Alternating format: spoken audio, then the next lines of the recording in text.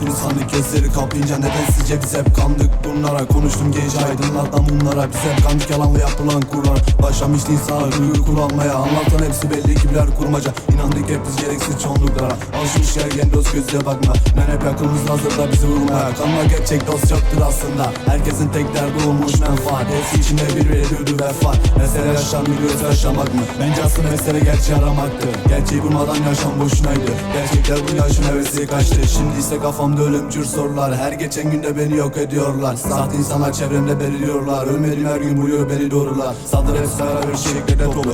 Çok düştük yanımıza hiç dost yoktu. İlk günlerde destek kalabalık çoktu. Dost düşünüyor düşmanlar hep koştu. Yapamadım bir şey sırtında borç çoktu. Yardım el uzatan yoktu, herkes bizi kovdu. Bu insanlar karşı attı, kalbim hep dozdu. Yaptığım bu ritimler sokakta buldum doğruyu. Şimdi zamanı geri gösterebilir misin ki? Salmış etrafım hepsi gözüne birer tilki. Yandım mutlarım elimde elilik viski. Bu buldum sandım kafa yanlış gitti. Şimdilerim hayallerim dilimde nefretim. Dinleye dursun beni uzaktan herkesim. Gerçek beni bilen sesler tek kesim. Her düşüneğimden kalkan kişi benim. Yobazlaşmış insana sahte bir döngü. Pişmanlar hepsi bak geriye döndü. Geride kalanlar için artık yıkıldı köprü. Bizde kalan tadı kalamayan hep öldü. Yıkılmış umutlar kafamda bulurlar. Yağan yağmurda sen kaç kendini kurtar. Her zaman bizi buldu büyüklerin çukurlar. Ben düşünce etrafımı sardı hep burada. Tahtımdaysa yıkıldı bütün surlar. Her yazımda büyüdü kağıtta suçlar. Saldık diye bana çevremde ektiğim bir uğurlar. Ben çıktım şimdi sen kaç kendini kurtar.